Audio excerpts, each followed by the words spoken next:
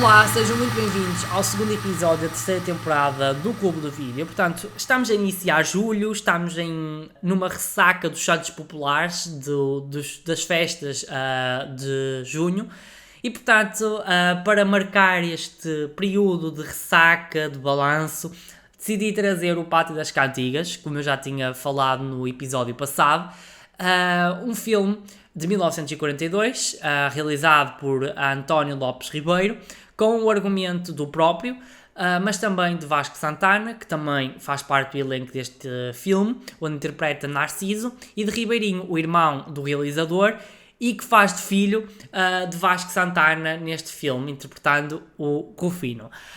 O que é que se pode dizer sobre o Pátio das Cantigas? E isto já serve de forma introdutória àquilo que eu vou falar neste episódio. O Pátio das Cantigas é um filme que, sem dúvida alguma, faz parte do imaginário português, faz parte da cultura portuguesa.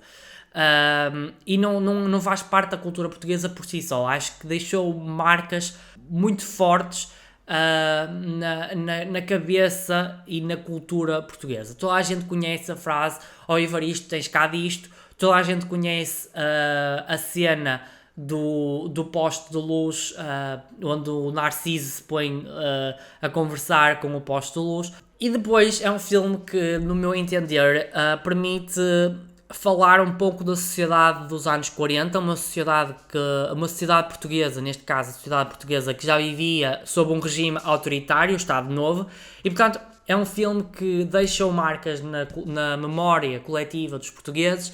É um filme que permite refletir sobre a propaganda, mas também um pouco sobre a sociedade da altura. E também, no meu entender, é um filme que, enquanto obra artística, enquanto obra cinematográfica, reveste-se de alguns elementos bastante interessantes, bastante bons, e que, no fundo, fazem deste filme uma grande obra de cinema portuguesa. Ou seja, apesar de viver nesse ambiente propagandístico e de facto isto reveste-se de alguma cautela, ou seja, quando eu digo que permite ver um pouco da sociedade, temos que ter sempre atenção que é uma obra que passou pela censura, é uma obra que tem alguma propaganda direta e indireta, e eu daqui a pouco vou falar sobre um exemplo que é um exemplo super óbvio neste filme. Mas também, enquanto obra artística, é preciso termos atenção que também está condicionado por alguns problemas, porque se existe a censura, não há uma liberdade artística tão grande, ou no limite não existe mesmo nenhuma liberdade artística. E portanto é um filme que tem a sua qualidade, mas é preciso termos sempre em atenção que estas questões precisam de ser acauteladas e precisam estar sempre na nossa mente. E portanto o Pátio das Cantigas é um filme muito interessante para diversas coisas, mas sem nunca nos esquecermos que a propaganda está presente, apesar de ser uma obra de elevada qualidade e de elevada importância, como é que eu vou te explicar, de grande importância cultural e também mesmo histórica. É um filme que permite que pessoas como eu, que estudam História, ou pessoas que sejam apenas curiosas pela História, analisem e tirem algumas conclusões sobre ele. Portanto, é um filme que eu acho que vai ter um episódio aqui bastante interessante, no meu entender. Bem, feita esta nota introdutória, acho que chegou a hora de metermos assim um bocadinho as mãos na massa e começarmos a explorar o elenco, explorarmos um bocadinho a história e aquilo que eu gostei e não gostei neste filme. Então, a história do Pátio das Cantigas é uma história de várias histórias. Ou seja, a história passa-se mais ou menos entre a semana do Santo António e até à noitada de São João. E ao longo desses dias vão acontecendo pequenas histórias, pequenas situações que são representadas neste filme. Tal como o título indica, este filme passa-se no Pátio das Cantigas. Embora o Evaristo diga que o pátio não se chama o Pátio das Cantigas, mas sim o Pátio do Evaristo.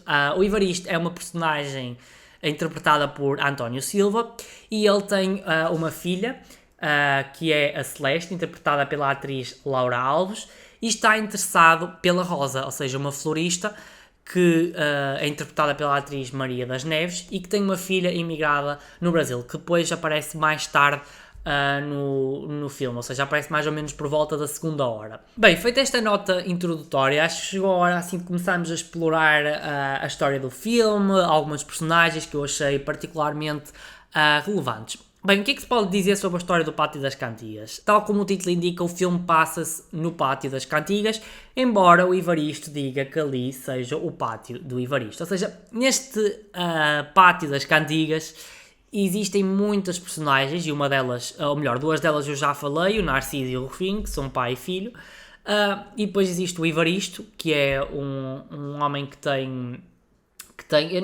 eu acho que aquilo é tipo uma espécie de uma drogaria. Eu por acaso acho que não prestei muita atenção, mas eu acho que aquilo é uma espécie de uma drogaria. E o Evaristo é um homem assim com um feitio assim muito difícil, digamos assim. Todos são muito, muito peculiares, são todos assim muitas personagens muito exóticas, mas o Evaristo é assim uma personagem particularmente com um feitio mais puxado. E o Evaristo tem uma filha, a Celeste, interpretada pela atriz Laura Alves. É uma filha do seu casamento. Eu penso que ele seja viúvo, porque nunca falam de divórcio, nada do género. Eu acho que ele é viúvo. E este Evaristo tem uma paixoneta pela Rosa, interpretada pela atriz Maria das Neves. A Rosa, ela é florista no Mercado da Figueira, acho eu, em Lisboa. E portanto também tem uma filha, que é interpretada pela atriz Maria da Graça, que está emigrada no Brasil e que só aparece mais ou menos na segunda parte do filme. A Rosa é o interesse romântico do Evaristo, mas também é o interesse romântico do Narciso. Só que o Narciso é um bêbado. A cena do candeeiro é uma cena em que o Narciso está completamente bêbado e põe-se a pedir lume a um poste de luz.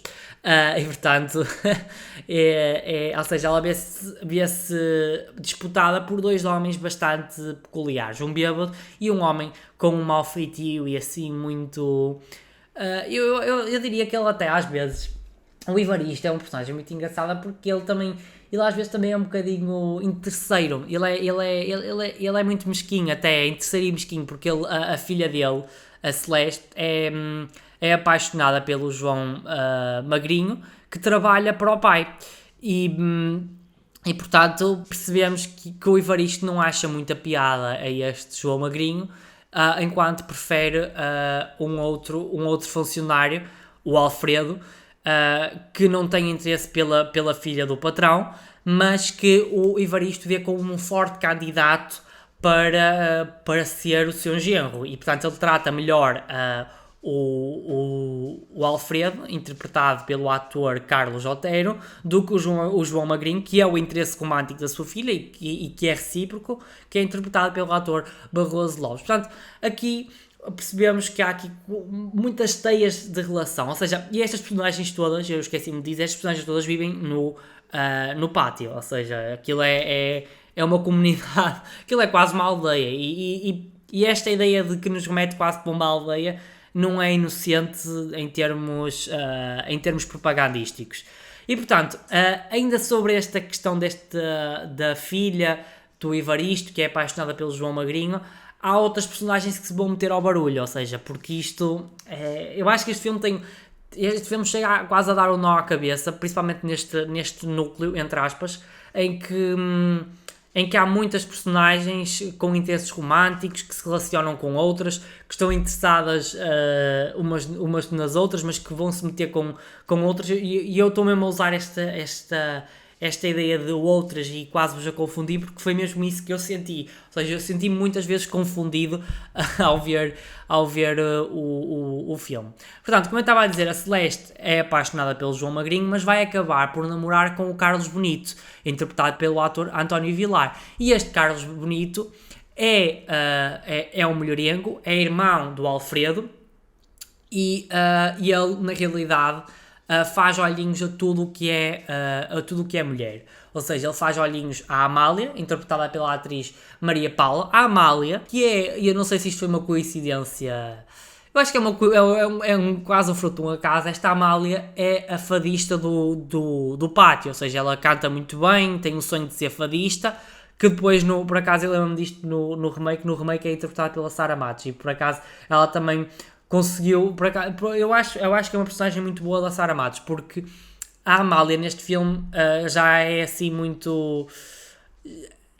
É uma mulher muito cheia de vida. Eu acho que ela é retratada de uma forma muito, muito negativa, mas a Amália é uma personagem que tem alguma garra, é uma mulher que eu até diria, em certos momentos, muito, muito à frente do seu tempo, porque ela é assim muito, é um pouco ambiciosa, é uma mulher que não passa muito cartão aos homens, ao mesmo tempo que passa, mas isto é quase um paradoxo, é uma mulher assim muito, com muita personalidade, e ela é retratada de uma forma muito negativa pelo narrador do filme, no início, porque lá está, ela não é uma personagem que se compatibilize, ou melhor, a sua personalidade não se compatibiliza com aquilo que são os valores do regime.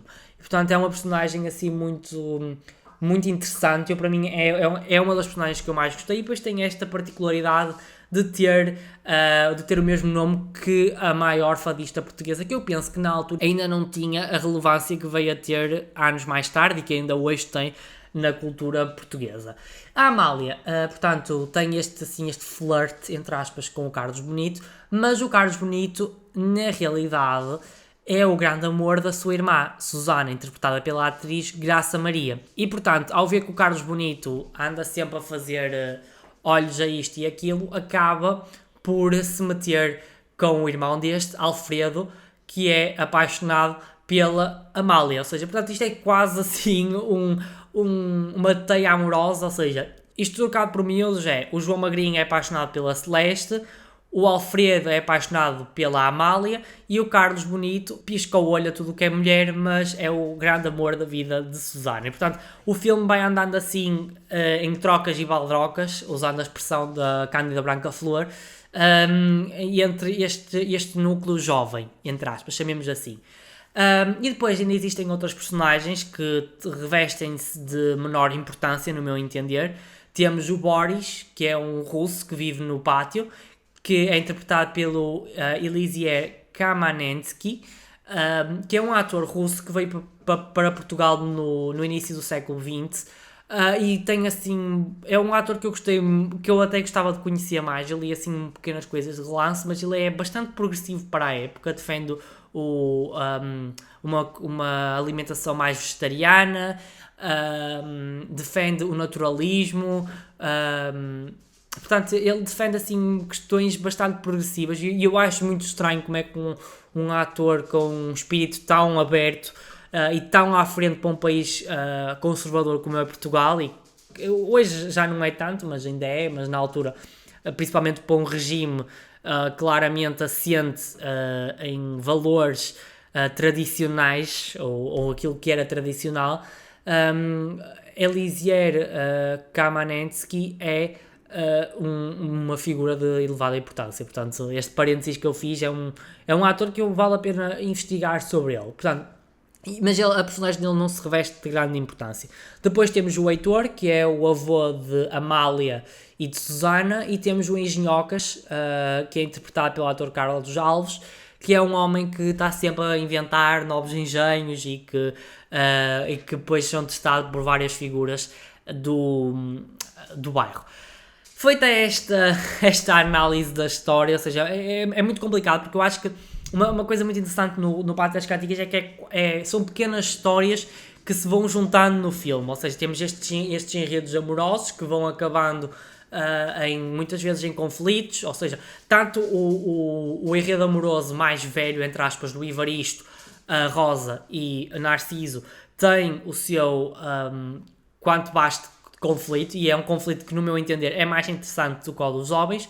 Depois, o núcleo dos jovens, da Amália, da Celeste, da Susana, do Alfredo, do Carlos Bonito e do João Magrinho, também tem esses conflitos, que vai acabar numa cena de pancadaria, que eu particularmente acho uma cena deliciosa, para a altura. Não esperava que houvesse tanta cena de pancadaria num bairro popular na altura.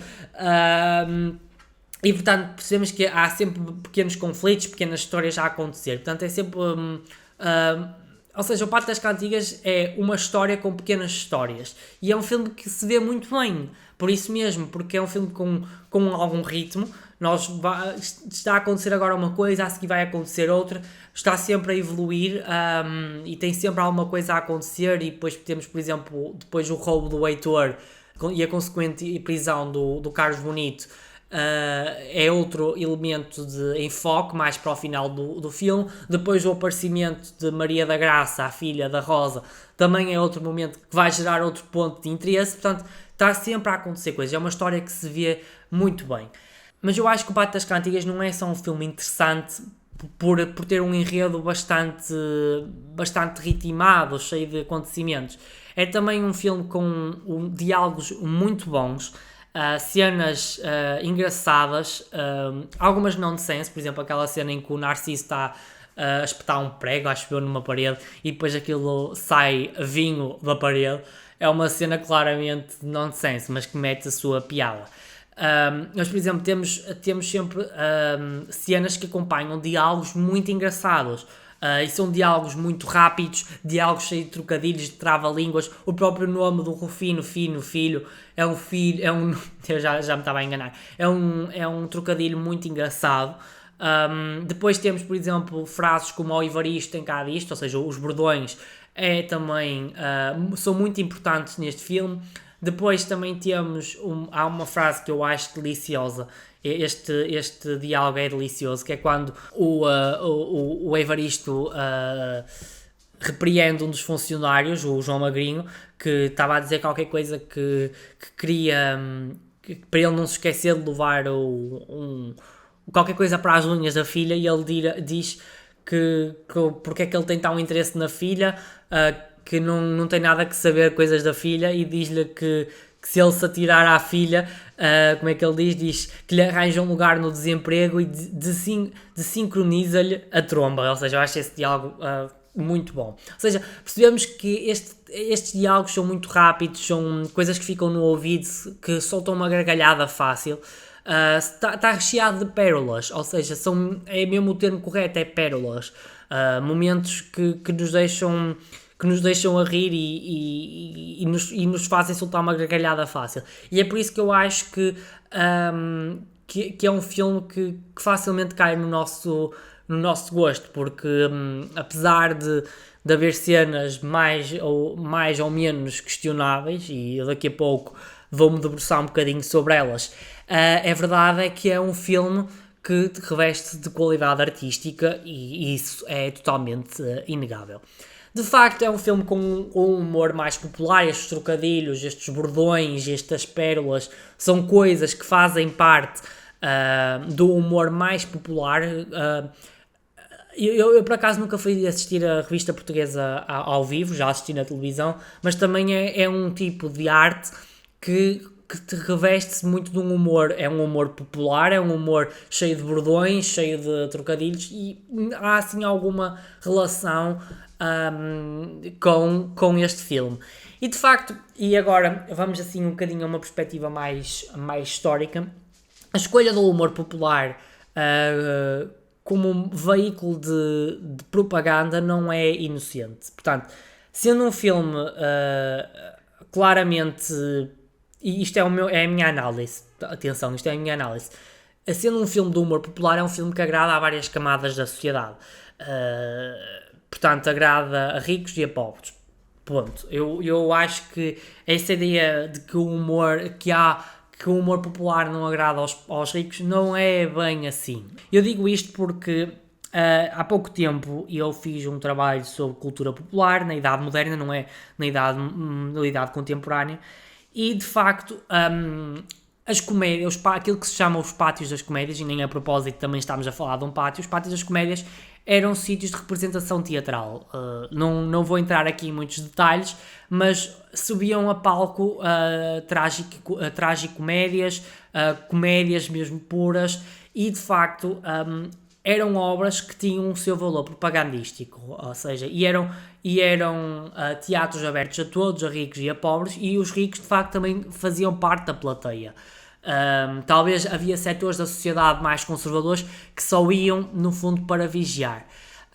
E de facto eu acho que o humor popular é um veículo que congrega vários setores da sociedade, mas tem como principal alvo claramente as camadas mais baixas da sociedade.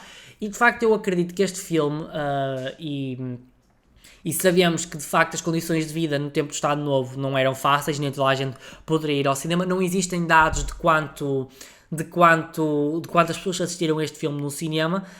Sabe-se que teve, penso eu, que foi um mês em exibição, mais coisa menos coisa, ou 6 semanas. Eu já li sobre isso, mas não registrei para o episódio.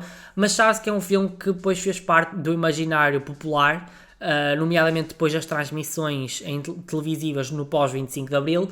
É um filme que tem como principal objetivo as camadas mais baixas da sociedade, até por uma questão de identificação. E por isso eu acredito que esta escolha do humor popular não foi inocente e é uma forma de doutrinação das camadas mais baixas, porque é um humor que facilmente cai no gosto dos populares e de certa forma também faz uma ponte entre as elites e o humor popular. Isto é a minha análise. Talvez precisasse de mais fundamento, quiçá daqui a uns tempos não faça uma investigação mais a fundo, mas eu tenho a ideia que a escolha do humor popular não foi inocente, e é um importante veículo de transmissão de ideias, porque consegue fazer essa ponte das elites, mas ao mesmo tempo consegue doutrinar as camadas mais baixas, mas também as elites que de certa forma também são fãs deste tipo de humor. Eu não creio que as elites sejam assim tão... aquele termo elitista, eu acho que se dirige a outro tipo de artes e no fundo também há cinema elitista, claramente, mas eu acho que no meu entender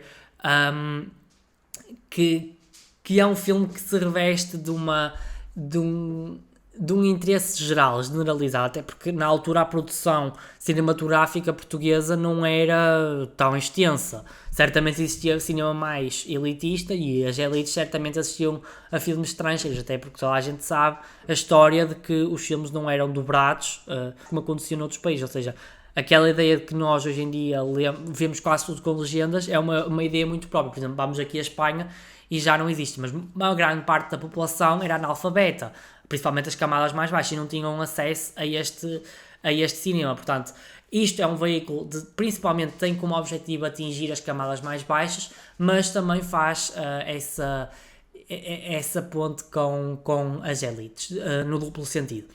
Portanto, este guião propagandístico é visto de duas formas. Temos o lado mais indireto, que é feito, por exemplo, com a condição da mulher, como é que é representada a imigração. Eu não vou entrar muito por esse campo porque ia tornar este episódio demasiado extenso, mas existe um bom artigo, penso eu, de uma investigadora chamada Ana Filipa Lemos, que está disponível na internet, e é um artigo que fala muito sobre a questão da representação da mulher, e nomeadamente eu já falei um pouco sobre isso, sobre a Amália. A Amália é descrita como leviana, ou seja, ela é uma boa cantora, eles dizem mesmo que ela é uma boa artista, mas que é muito leviana, ou seja, não é uma mulher que cuida da casa, ao contrário da sua irmã, não é uma mulher que queira casar, ou seja, a sua irmã é mais idealista, é mais reservada, ao passo que a Amália tem mais sangue na guelra, digamos assim. E, portanto, ela é vista de uma forma negativa, porque a ideia de que a mulher, e por exemplo, basta ver, há uma imagem muito conhecida de propaganda, que é, por exemplo, aquela imagem, certamente quem estudou História, assim, quase a gente estuda História até ao 9º ano, mas quem estudou História viu essa imagem patente nos livros, que é o pai a chegar a casa e a mãe a cuidar da lida da casa, e os filhos a dizerem olá ao pai e tudo mais. Portanto, a mulher era para ficar em casa. As mulheres tinham que pedir autorização ao pai ou ao marido para viajar. Se tivessem algum tipo de profissões, como professora, enfermeira, não podiam ser casadas. A hospedeira de bordo, penso eu que era a mesma questão.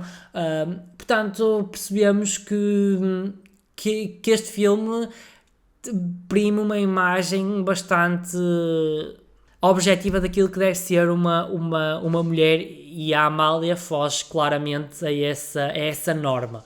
E depois temos a questão da imigração, apresentada pela Maria da Graça, que francamente é mais ligada à questão de, por exemplo, ela apaixona-se pelo Rufino e de repente decide largar a boa vida que tem no Brasil, ou seja, eu acho que é assim, por muito que uma paixão possa ser arrebatadora, eu não largava se calhar uma vida com melhores condições materiais por um amor num país que claramente vivia na pobreza. Ou seja, este filme não representa a pobreza, atenção, e isto também é outra propaganda indireta, ou seja, nós não vemos pedintes na rua neste filme, nós não vemos pessoas a passar fome, quando claramente a gente sabia que a maioria da população era analfabeta, que a maioria da população passava fome, mas este filme passa uma imagem bastante idílica da sociedade portuguesa.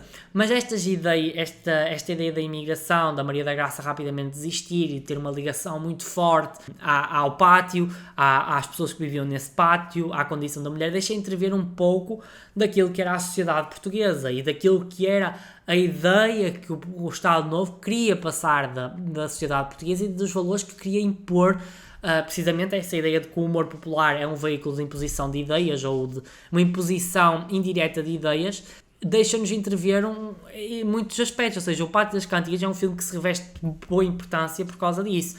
E depois temos, obviamente, uma propaganda direta, claramente, temos uma propaganda indireta quando há a cena de pancadaria no Arraial e o Narciso, esta cena é tão estapafúrdia que chega a meter piada, que é quando o Narciso pega nas crianças do bairro e leva-as para uma espécie de um armazém e coloca-as dentro de um barco que diz por cima Salazar e acompanha com uma frase que diz aqui estão seguros ou aqui estão protegidos, uma coisa assim, e esse barco diz lá Salazar. Isto é claramente uma ideia propagandística de Salazar como protetor da nação, como protetor das criancinhas, portanto não podia faltar uma propaganda direta e, digamos, uma graxa ao ditador, ao dono disto tudo, entre aspas. E portanto, mas eu por acaso acho esta cena muito, muito, muito interessante, não só pela questão propagandística por trás, mas também pela forma como o Vasco Santana diz esta frase. Eu tenho o meu crer que eu acho que isto é dito de uma forma irónica, e eu acho isso pela maneira como é feito o tom das coisas, e isto, no meu entender, isto não é descabido, porque a censura, as pessoas da censura não eram muito dadas à inteligência, vamos lá ser sinceros. Acho que não eram pessoas com grande sentido crítico, não eram pessoas com grande sentido metafórico quase e satírico. Acho. Eles muitas vezes não percebiam certas coisas, e isso é testado por vários exemplos. Um deles é a Tourada, do Fernando Tordo, que foi uma música claramente afrontosa ao regime, já numa outra fase, já com Marcelo Caetano, mas que a censura não percebeu ou não quis perceber o que é que estava ali. Eu acho que as pessoas da censura muitas vezes não eram dadas à inteligência, e eu acho que isto pode ter passado precisamente por isso, porque no meu entender não perceberam. Eu acho que aquilo é dito num tom irónico. Eu acho que mesmo a maneira como a frase é dita, eu não consigo encaixar aquilo como eu acho que aquilo serviu de certa forma como vamos passar esta imagem que gostamos muito de Salazar, mas ao mesmo tempo vamos aqui fazer isto de uma maneira irónica, ou seja, agradar a Deus e ao diabo, usando esta expressão. E depois também temos a nível da propaganda, temos ainda, por exemplo, a Amália canta o fado, e há uma altura em que o fado, esse é logo no início do filme, o fado deixa toda a gente a ouvi-la, e depois faz um contraponto com a ópera que Evaristo ouve, porque o Evaristo também é um homem bastante culto e é um homem que não gosta de ouvir aquilo que é mais popularoso. Portanto, o Evaristo, pronto, se calhar até renega aquela coisa que eu estava a dizer, mas o Evaristo, eu acho que isto também, olha, que isto estava a pensar agora, o Evaristo também pode servir como uma chamada de atenção para se valorizar aquilo que é português, porque esta cena do fado é claramente uma elevação deste género musical, que faz contraposição à ópera italiana de Evaristo. Mas eu acho que o Evaristo pode servir como uma chamada de atenção para aquelas pessoas elitistas, para valorizar aquilo que é nosso. E portanto, talvez isto tudo reveste segundo significados. Eu acho que estes filmes, desta altura, têm que ser vistos sempre com um duplo sentido. Nem tudo o que parece é. E, de facto, o Pátio das Cantigas tem muitas coisas com duplo sentido. Podia estar aqui horas e horas a falar de coisas que eu também acho que são claramente propagandísticas. Por exemplo, a ideia de comunidade, a ideia da inseguridade, da ideia da insegurança na cidade, por exemplo, quando o Heitor é roubado.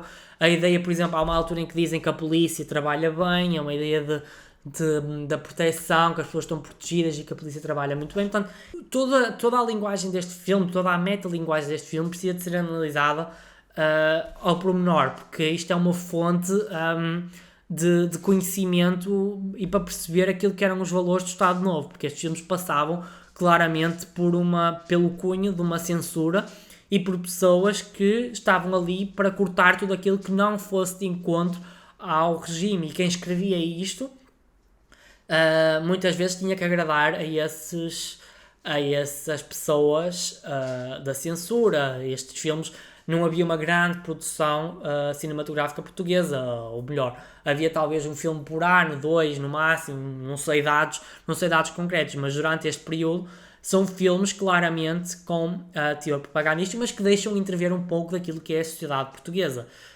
E de certa forma, por exemplo, a condição da mulher, deixa também intervir um pouco dos figurinos da época, de certa forma também alguns costumes, também, ou seja, estas coisas podem ser analisadas com o sentido literal, mas obviamente temos de ter sempre atenção aos segundos sentidos daquilo que está a ser mostrado no ecrã.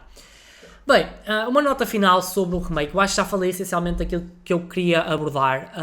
O remake foi lançado em 2015, o Evaristo é interpretado pelo Miguel Guilherme, um ator fantástico, o Narciso é interpretado por outro ator fantástico, o César Mourão, a Rosa é interpretada pela Dania Neto, e depois a Amália, isto é o que eu me lembro de cabeça, porque eu não o revi, vou confessar que não o revi, já o vi 2 ou 3 vezes, mas depois acho que de ver o original, eu acho que eu até gostei, vou ser sincero que até gostei do filme, do remake, mas agora olhando para o original, de facto, a perda de qualidade é notória, porque eu acho que o Pátio das Cantigas reveste um contexto social muito próprio.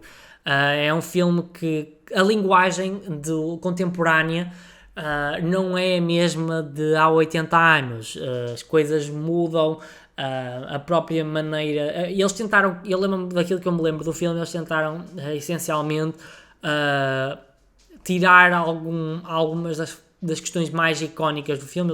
Por exemplo, ao Evaristo tens cá, isto é uma expressão que faz parte também do remake, mas por exemplo não se reveste da mesma piada que tem no original, porque no original o Narciso vai sempre espicaçando o Evaristo com esta frase.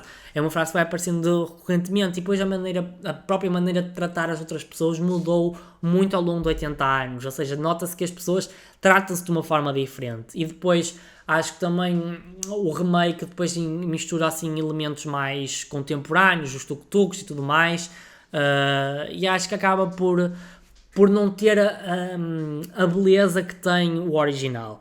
Acho que é assim, os remakes normalmente acabam sempre por perder um pouco do teor do original, porque não se consegue cativar aquela aura, porque as coisas têm o seu tempo, no meu entender. Eu acho que o Pátio das Cantigas é um filme muito do seu tempo, e é um filme que claramente segue ideias do seu tempo, e acho que tentar trazer isso para a realidade, eu não acho que muita gente não gosta do remake, eu não o odeio como muita gente odeia, eu acho que tem a sua qualidade, mas não tem a beleza do primeiro, e claramente há coisas que se perdem. É como hoje em dia fazemos uma grande obra de cinema e daqui a 50 anos fazer um remake dela, muito provavelmente não é a mesma coisa. Olha, basta ver, por exemplo, com o Sexy e a Cidade, When Just Like That, eu gosto muito desta sequela, mas falta-se uma certa coragem, uma certa frontalidade que tinha no original, por exemplo, e o espaço de tempo não é muito, ou seja, O Sex and the City estreou há 25 anos, a série, e o And Just Like That estreou no ano passado, está agora na segunda temporada, e nota-se claramente diferença. Acho que há coisas que souberam adaptar aos novos tempos, e o Sex and the City falhava em algumas questões que, apesar de ser muito ousada, em certas questões era muito conservadora, e acho que And Just Like That conseguiram redimir-se um pouco disso, mas não tem a beleza do original. E é isso que eu estou a dizer. Há coisas que são próprias do seu tempo, e o Pátio das Cantigas é uma dessas coisas. Eu nunca assisti ao Leão da Estrela. Eu já assisti ao Leão da Estrela e à Canção de Lisboa remake, mas nunca assisti ao original, e eu creio que vai ser a mesma coisa. E agora também recentemente a SIC lançou o Pai Tirano. Eu acredito que seja a mesma questão, ou seja, os filmes e a linguagem mudam ao longo do tempo, a sociedade muda, a sociedade não é uma coisa estática, a sociedade está sempre a transformar, e ou seja, há 80 anos vivíamos num período ditatorial, vivíamos numa outra forma de pensar, numa outra forma de nos comunicarmos, que hoje, e o remake já tem quase uma década, não conseguiram trespassar, porque há coisas que não dão mesmo para recuperar.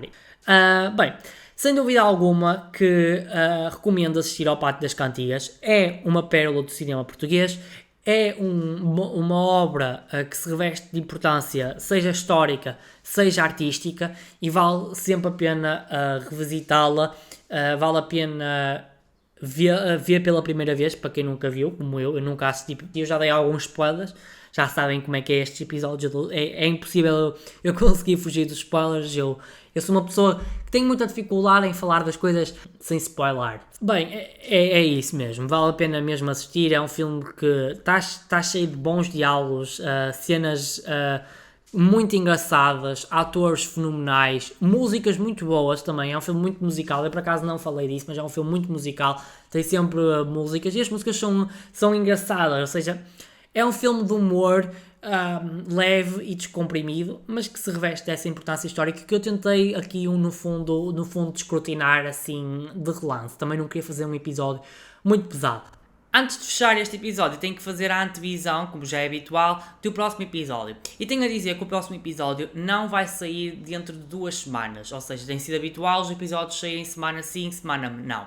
Mas devido a incompatibilidades de calendário, ou seja, eu na semana em que o episódio teria que sair originalmente, terei alguns compromissos, vai ser uma semana muito sobrecarregada, e por isso decidi antecipar o episódio para a próxima semana. Ou seja, de hoje a 7 ou 8 dias, eu nunca sei usar esta expressão, vai sair mais um episódio do Clube Vídeo. Na primeira temporada também era assim, também saía semanalmente, mas depois eu era tão preguiçoso que decidi fazer quinzenalmente. Mas pronto, vou voltar por uma vez assim de força maior, não é? Por compromisso de força maior, vamos voltar àquilo que era o modelo da primeira temporada. E então, no próximo episódio da próxima semana, vou falar de The Florida Project, um filme de 2017 que é completamente diferente daqueles que tenho abordado nestes 2 episódios, ou seja, não é um filme de época, não é um filme com relevância histórica como é este, não é um filme que se passa noutra década, é um filme contemporâneo, um drama familiar. Vi-o há cerca de 2 ou 3 semanas, vou ter que rever algumas cenas para me recordar, mas é um filme que eu quero muito vos falar sobre ele porque eu gostei muito. Tem elementos que eu achei muito bons, e acho que vale a pena fazer um episódio sobre ele. Não tendo mais nada a dizer, só me resta vos desejar uma boa semana e até ao próximo episódio do Clube de Vídeo. Até lá!